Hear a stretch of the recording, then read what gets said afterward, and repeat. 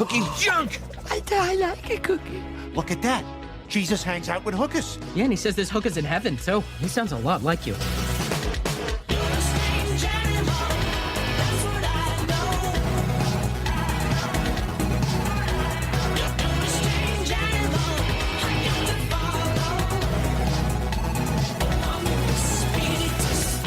Joker 2 is trash. Don't go see it. It's absolutely horrendously bad.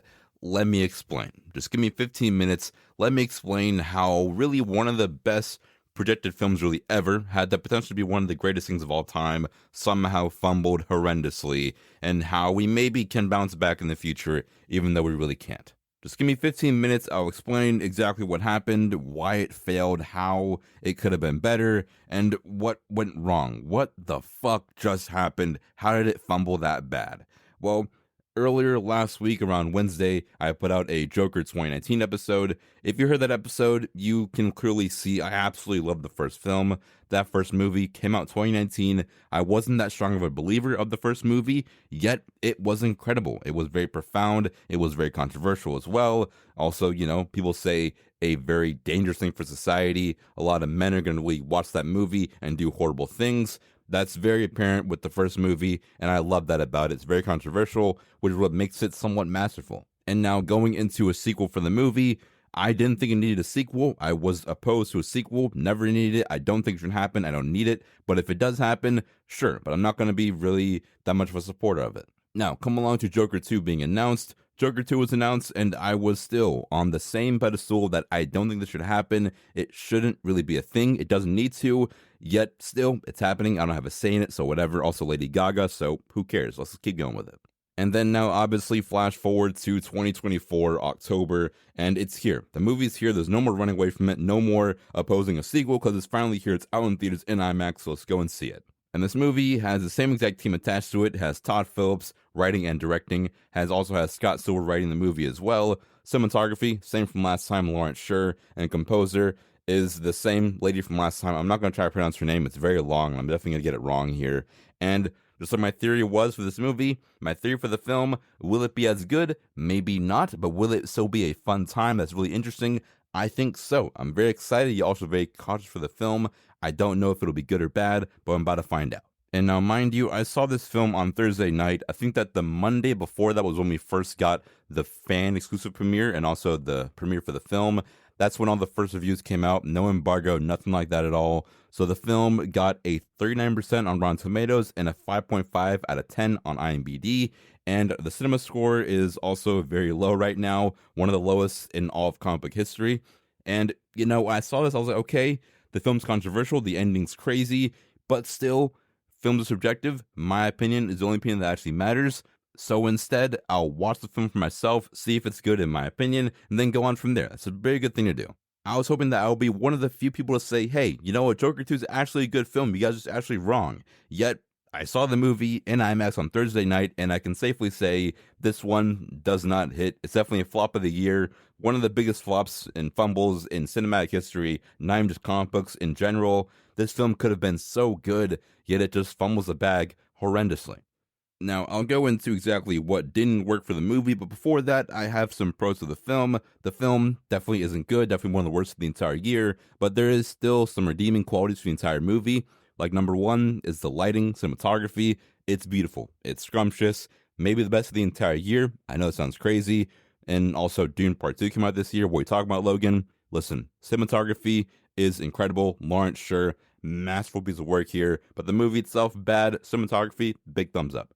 Also, a pretty fat pro for the film is that it's actually a musical, and that's also a big critique that I have as well in a second here. But the movie is a musical, and the musical stuff in it is really good. I mean, if you have Lady Gaga, she's definitely a goat up there, so yeah, she'll do some good singing. Also, you have Arthur Fleck here with Joaquin Phoenix. He does pretty good too. Singing isn't anything crazy. It's not like I'm watching Elvis or something up there, but still, he does a pretty good job. I mean, he's not the best singer in the world, but still, it's entertaining, it's fun.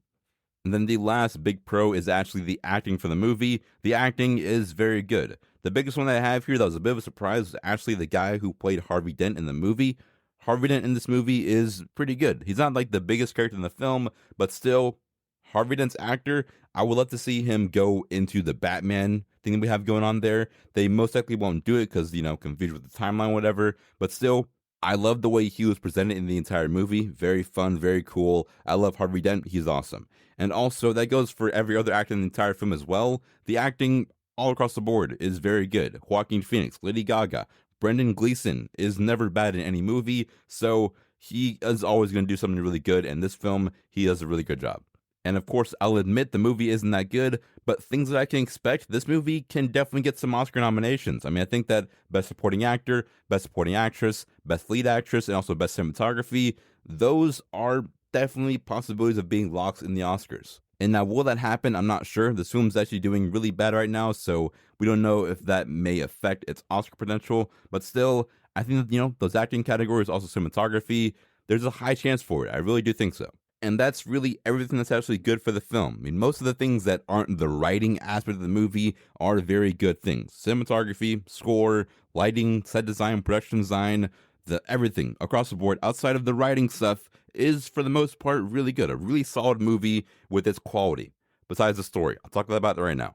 Okay, so now, starting with the cons for the film. The first one is that it's a musical. Yes, I know I gave this film big praise for its musical capabilities, yet still, the musical aspect isn't doing a good job here. There's a few different times in the movie where it doesn't really need to be a musical, also really does forget it's a musical, also doesn't really know how to be a musical in a good way at times. And I get it, I understand, if you have Lady Gaga top billed for this movie, you gotta have her sing at least a little bit in the film, or else you're really wasting your money. But in this movie, yes, there's times where the numbers are grand and beautiful spectacle, yet at other times it feels like it doesn't need to be here. They threw it in because they kind of forgot, like, oh wait, we're a musical, throw in this little random music number here from this random song from the 80s and we're all good. And now me, I absolutely love musicals. I used to deny it, but movies like, High School Musical, Mamma Mia, La La Land, list goes on. Musicals can be really good if you decide to do them right. I'm looking at La La Land, that main theme, City of Stars, it's a musical number, yet it has such a heavy emotional theme to the film that makes it really, really good. And I understand La La Land is one of the greatest films really ever made in cinematic history, so I'm not asking this movie to be like La La Land. I'm asking for it to try to be something heavy for the musical aspect, even a little bit. Instead, the musical stuff is sloppy, it's just really poorly written in the movie, and I think it really could have just not been in the film and we wouldn't miss much. And the second thing is that Joker isn't in the movie. And now, yes, Joker is in the film, but still, Joker is really not in this movie. In terms that, I'll talk about it again in a second here, that the movie decides to take the first film from 2019, denounce that film entirely, and really instead go for a new film entirely. Which can be really good. I think that's really something kind of cool. And, sequels versus the origin can be really different in a way. But still, in this movie, you're denouncing the film. So everyone from the first film who really just, supported Joker, not supported him, but supported what Joker was in the sense that he was really going against society, that is really kind of stripped out of this movie. Instead, you go for an argument against what Joker did and what Joker stands for, which can be really cool if you do it in a good way. And in this movie, them denouncing Joker isn't done in a good way. It's really sloppy, doesn't do a great job of executing that information, and also going into the courtroom drama stuff. The courtroom drama stuff isn't that good at all. It's actually really terrible. And for courtroom dramas, it's hard to be bad in a courtroom drama. Just do a courtroom drama, and it's immediately like at least, 7, 8 out of 10. In this film, what makes the courtroom stuff really bad is that you're just going over stuff from the first movie that I saw Joker do, that I know he's guilty for, and you're trying to convince me that he wasn't guilty, and also that he was guilty at the same time. Like, I know Joker's a bad guy because he slaughtered a guy on national TV live, and yet why is there even a case right now? There really shouldn't be. It's really an open shut case. He deserves to be in jail. It feels dumb going over past events from the first film like we didn't see them, even though we did see them. We're all eyewitnesses to everything that happened in that first movie, yet for some reason we're taking up a large chunk of the film to go over all of that for really no reason. Already know Joker's guilty. Joker killed 3 people on the subway. You can say it's a, self-defense case, even though it's a really not to an extent. And then he killed a guy on national TV. I saw him kill a guy in his apartment. He killed his mom too, which isn't mentioned, but still, yeah, he did kill his mom. Also broke and entered into an apartment. So yeah, also brought a gun into a hospital. So yes, I understand Joker's a bad guy here. Joker isn't good, but still, you're trying to convince me that he isn't, yet I already know Joker's not a good guy. So why are we even here in the courtroom? That I feel wasted a very large chunk of the movie, doesn't do a good job with that. That's not really needed at all. You can do this film with it really going against the first movie, which I think is really cool, yet you do it in a really bad way. And then the last very big critique for the movie is the ending. Yes, the ending. Oh, the ending, the ending, the ending. That's all you're going to hear about this movie is that the ending is absolutely terrible. And I'll sit here and say that there is a very interesting case for the ending because on one hand, I think it's terrible. Yet on the other hand, I respect that Todd Phillips actually tried with the ending. Now, what happened in the end of the movie, I don't want to say. If you haven't seen it, it's still kind of early, so I'm not going to spoil it exactly. But, the ending for this movie is an interesting stance because it's going to separate audiences. I think that more films like this need to be bold, need to be big like this, to take this big of a step in the opposite direction, really subvert expectations. I'm all here for that every single day, but I don't think this is the right way to end this film. This isn't even coming from someone who's a fan of Joker 2019, but from someone who looks back at that first movie, how big it is, how big Joker is for the context of this universe as well. It's that Joker deserves to be a bigger ending. If you're getting anything like this, I understand, I respect it, but still, Joker 2019 has become this very weird, large benchmark in film history, being at one point the highest grossing R-rated movie of all time, also taking this big step against society as well. It's very big, it's very broad strokes here. To have the ending be this, I don't think is a good job. And I respect Todd Phillips for having an opinion on how he should end the movie and really having a vision for being this bold with the ending.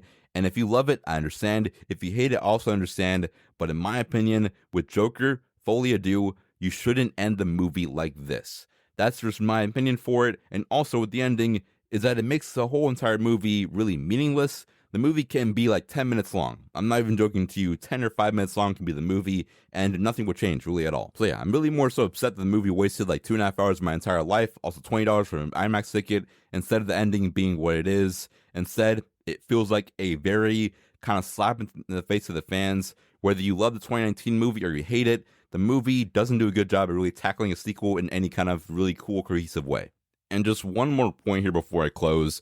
I'm not saying the film is bad because it decides to go ahead and break the mold and be something different here. I mean, looking at some other movies from the past, very broadly different here, but Infinity War and Endgame, like I said, do complete different franchises here, but Infinity War and Endgame, two complete different films. Infinity War is more of an action epic adventure, then Endgame is more small, intimate, a ending to a 10-year saga. So, listen, two very different movies, yet they both complement each other very well. Also, Infinity War is much better. Different conversation here. Another movies that I can say are very different as well. The Dark Knight and Batman Begins. Once again, two very different things. Dark Knight and Batman Begins are not at all the same movie in any way. Batman Begins is a very small movie, more coming up, very origin-esque movie for Batman, which is very cool. Then Dark Knight, like we all know, crime thriller with Joker, what not to love about it. It's absolutely perfect. Or I'll even go a step further, very broad outside of even comic books here. Before Sunrise, Before Sunset.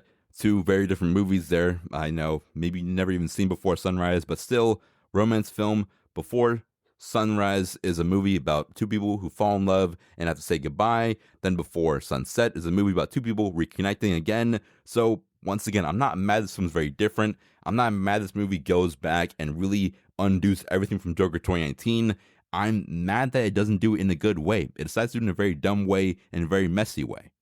I'm a very big supporter of Todd Phillips going back to Joker 2019, saying, hey, this film isn't that good. I'm going to really destroy it, deconstruct it, build something new out of it. Really just kind of say Joker 2019 is a bad movie. Joker 2024 here is going to be a new film that's going to be a kind of different light for how we should perceive mental illnesses.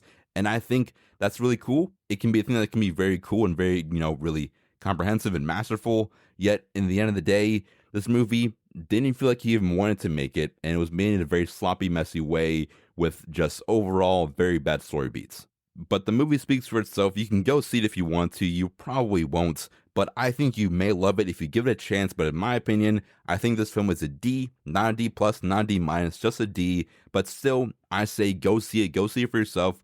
Form your own opinion on the film, then come back here and let me know what you think.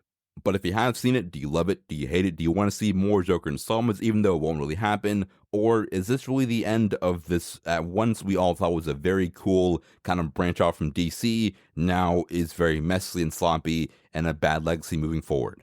The answer is who knows? We'll see. Maybe the Batman Part 2 will save DC once again, but until then, I guess for 2024, Deadpool & Wolverine is the best comic book film of the year, which is a weird thing to say. I'm not even that big of a fan of the movie, but it's definitely better than this by a long shot. But Deadpool & Wolverine, you can watch that on Disney Plus here on October 31st and also on Amazon Prime right now. But I think if you want to watch a film in theaters, go see Transformers 1. That is a very good movie. Definitely one of the best of the entire year. Also, maybe one of the best from the entire Transformers franchise by a long shot.